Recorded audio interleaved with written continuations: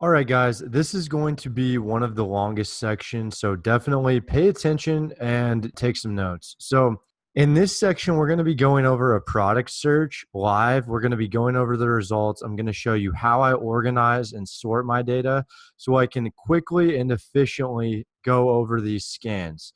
And we're going to be putting what we learned into action. So, let's go ahead and get into it.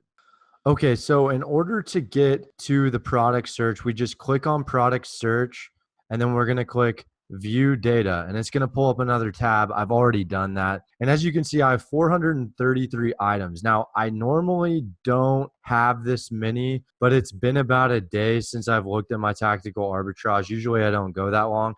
So in the meantime, I have ran a couple of scans. That's why I have so many, and I believe it's a couple of stores. So first, before we actually start scrolling down, I'm going to show you how I have my data organized and really what they mean. So the first thing is I want to note that you can like drag these across in whatever order you want. The order I have them in is the way I do it, and it makes it quicker for me to just scan through this data. So the first thing I have right here is this title right here. That means that when I click on this, it's going to take me to the store that actually has it in stock. Now, I have the product images next to each other because that will allow me to quickly see, like, am I even interested in the same item? Oftentimes, I shouldn't say oftentimes, sometimes you're going to see items that are completely different pictures. That may mean that it was a mess up. So it'll show match quality. I don't really care about this to some extent. Now, gross ROI, I do care about gross ROI, and that's oftentimes what I sort by. So if you just left click it, it will sort by whatever in the column. So right now I have it sort by highest to lowest with gross ROI. Then I have the price of the actual item in the store. Is it in stock? Yes or no? Now, this can be a bit delayed, especially if I'm doing that 3 to 5 day cache, which I talked about in previous videos, but still, I like to keep note of it. So, I'll click on the store. Is it in stock? Yes or no? I'll double check. Next, I like to have the sales rank and 90-day sales rank right next to each other. I want to see some kind of consistency there because oftentimes if you see an item that has a very wide gap, like let's say the sales rank now is 40,000, but the average 90-day rank is like 360,000. What that means is I'm generalizing here. It just means that it just sold, so you may not want to source it because it's probably a slow mover. Not all the times, but that's the way I look at it. We can see the Amazon title, so we click on that, take us to the Amazon listing. Amazon buy box, that's always good to look at. Now, the rest of this, I'm not really too interested in because I want to say just because this says a 730% ROI does not mean it's 730% ROI. We're still going to have to calculate profits. What's the actual buy box cost? Because the buy box maybe, it says $139. It may be a little different than that. I don't know. We're just going to have to click on the Amazon title and check. Okay, so the Keepa chart, that's what I wanted to point out. I don't really look at the Keepa chart in tactical arbitrage because I click on the Amazon listing and I'm checking for profitability and all these other factors that I talk about on my YouTube channel that are more online arbitrage based, not tactical arbitrage based. I'm already looking at it on there, but if you want the Keepa graph right there so you can look at it, I don't blame you. I really wouldn't argue it. So now that we kind of know what makes up the data, okay, so those are some of the key points I usually look at. So I'm going to kind of give you like when I'm scrolling here. So I sort by gross ROI. So I click gross ROI, and that's going to be highest to lowest. Now, like I said, you got to take this for a grain of salt, but it will point you in the right direction. But when I see something that's this high, oftentimes what I'm thinking is that it's not the same quantity. So remember when I eliminated in the filters things such as pack, 2, 3, 4, count, all these other like words that imply plural? Well, there's going to be some that you miss. And what I'm guessing happened here is that quantities are not the same. So in the Amazon listing, it's 4.5 fluid ounces. And I can see that just by hovering the mouse over. So I like to hover the mouse over. And then here, look at that, 0.35 ounces. So just what I thought. It's not the same quantity. So I didn't have to waste time by clicking on it. I could just hover my mouse over here, over here. They're not the same quantity. Let's keep scrolling. Okay, so the Amazon Echo, I'm not even going to look at that.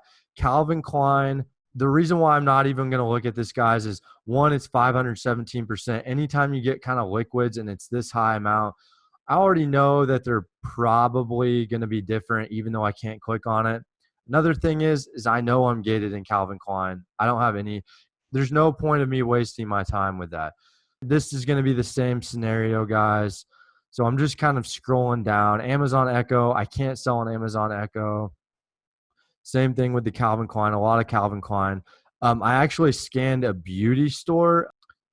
Okay, so here's something like just by looking at the picture, we can tell that this is not the same quantity. And you want to know something kind of cool that I use as a little trick. Okay, so we see 8 in the picture, we see 2 here. So that's 4 times the amount. Look at the ROI, 410%, 4 times the amount.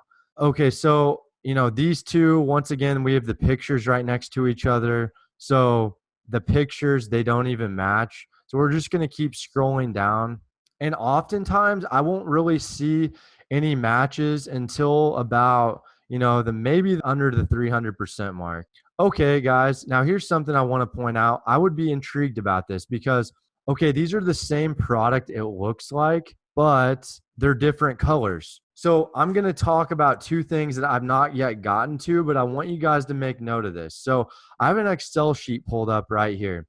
And I have out of stock and variations. And what we're going to do here is we notice I'm going to put the ASIN if it's out of stock here. And then I'm going to put the ASIN for variation here. So what I mean by this is we're going to check product variations later. That way you'll already have some leads for that and you can just plug the ASIN in. And then out of stock, we're going to do a reverse search later. So we can just have ASINs ready to go for that. Because just because it's out of stock at the store I searched doesn't necessarily mean it's out of stock somewhere else. So we can do a reverse search on it. But that's kind of a little bit ahead of myself, but I just wanted to clarify that. So you're going to make note of that. Now, this one, the reason why I bring this up is this is probably a product variation. So the Amazon listing is showing it's graphite, but what I'm just guessing that if I click on that listing, it's going to show pink colored as well, maybe some other colors. So I would be intrigued about that because the ROI is looking good. Now, Melissa & Doug is gated. I'm not gated in it, and that product is huge. This product isn't even in stock. So I'm just going to keep scrolling down. If you wanted to, you might want to add that to the out of stock column. This really wasn't that good of an example, but this is a more difficult scan. When you start getting scans for like toys and stuff from Walmart, this is going to be much easier. So Adidas jog pants, those don't even match up. I'm gated in Adidas, so I'm just going to keep scrolling down. I'm still in that 186% ROI. Clinique, they don't even look like the same quantity here. So I'm just going to keep scrolling down. I'm giving you guys an idea of what's going through my mind as I'm scrolling down. And as you can see, I'm not spending a whole lot of time doing this. Okay, guys. So if you notice here, I have some Clinique lipstick and it looks like they might be slightly different colors. But what ends up happening is you can't always cross that off because the Amazon listing will have a bunch of different colors and variations. So odds are it's going to be fine. Now, I would still check this. Now, remember earlier when I talked about how I like to have the sales rank next to the average day? Look at this, guys. Look how big of a gap that is. What that tells me is probably isn't a good product. Now, that's not always necessarily the case. You would have to look at the Keepa graphs. I would look more into that, but I wouldn't get my hopes up. Same thing here. Look at the gap between this one and this one. That's a huge gap. Okay, guys. So look at this item right here. Current sales rank, 19,000. Average 90-day, 54,000. We're looking at about 135% ROI based on the tactical arbitrage version. Now, this item, assuming I can sell it and it's the same quantity, I would definitely buy it. Now, like I said, you're going to have to compare. We're going to click on, and the same with this one. This looks like a good one. 90-day, 98,000. Now, obviously, click on the Amazon title. I would click on the store link. I would make sure that they're the same UPC, but you're going to start getting more matches, under 200%. Stores, you're going to find deals, but you're not going to find 300% ROI deals. You will sometimes, but it's not very common occurrence. So normally I will brush down pretty quickly through some of these. The only reason I spent so much time talking about it was because I wanted to let you guys know what I'm exactly looking at. Like, how am I able to go through scans so quickly? And part of it's just going to be doing it, guys. So this item right here looks to be the same item. I would click on the item, but the reason why I'm not too excited about it is, once again, 70,000 in beauty isn't bad, but when you get to 195,000, I don't really like that. But you know what? Let's go ahead and scroll over to the Keepa graph and see what it's looking like.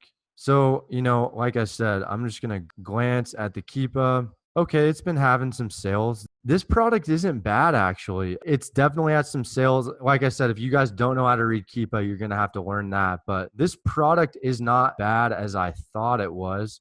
I would still do some more research on it. But what I want to mention now is, and this is another feature, is because I like this item and I want to investigate it more, what I would do is, so there's going to be a little heart next to the item. And anytime I want to save it, so let's say there's one that catches my attention. I'll click this little heart, click save. It goes in my saved list. And now, like maybe, 5 to 10 after a scan, and then I'll go back and do more research on those. I'm just going to keep scrolling down. Okay, this is a good one. Look at this ranking, baby. 8,000, average 90-day 4,500, 1995. But I know this is from Kohl's, and I can get this from Kohl's. Kohl's is having a huge sale, so I can get it for much cheaper. Let's see what the buy box price is. So we're going to scroll over here. Buy box is $37.89. This is a great item right here. I would definitely save this guy, save you. And, that's a great rank. Obviously, the lower the rank, the better. But you guys are going to get more familiar with those. Okay, this product right here has my... Okay, see, the difference between the sales rank and the 90-day, once again, I would check the Keepa. Just to save time, I might click the little heart, save it for later. See, now we're starting to roll into some items that are going to be sourceable. The other ones are going to be more, there's some mismatches up there based on the quantity offered. And guys, okay, Jumbo Longwear Lip Crayon. Okay, the ranks are pretty good. This is beauty, so that's a great rank. The difference isn't that much. I would obviously want to click on the Amazon listing and make sure that it's the same color as the one in whatever store that is, because oftentimes, especially in beauty, there's going to be slight color variations like beige or, rose, or there's so many different colors. You just need to make sure that you're sourcing the right one. And you can do this also by checking for UPC code. So the Amazon listing will have the UPC code, and on the store, they should have the UPC code. They don't always, but just do your homework and make sure that it's the same. But I would definitely save that one. And you guys may not be ungated in beauty. I highly recommend getting ungated in beauty as quick as possible. Okay, so 1.75 ounces there from the store. Okay, the Amazon listing. Okay, so this is 50 grams. What I would do is on this, I would just do a really quick ounce to gram calculation and just see. I'm pretty sure that's close, but like I said, I'm not sure off the top of my head. So I would just do, what does 1.75 ounces do? And I would do that really quick. And obviously it's not going to be exactly 50 grams, but if it's close, then I'll save it and then do more research on it. So this was a pretty good scan after we got through some of the duds up top. Look, we got some solid ranks in beauty. This is 50 milliliters. Okay, see, 50 milliliters to 1 ounce. I don't know if that's the exact amount. I don't know what the milliliter to ounce ratio is. I really doubt, though, if this is the same product because the price difference is so big. I still want to save this one, though, because I think if it is, it's definitely going to be worth sourcing. So yeah, guys, I mean, this is what I do, and you can definitely run through some stuff doing this. And I got this scan, I should say multiple scans, based off of everything I just showed you in the previous videos. Like, that's all I did. And, I have so many items to dig through now. I know that there's going to be probably more than I want to source. So that's pretty much it, guys, for this. I really hope you guys took some good notes and, ready to ask some good questions, and I will see you in the next video.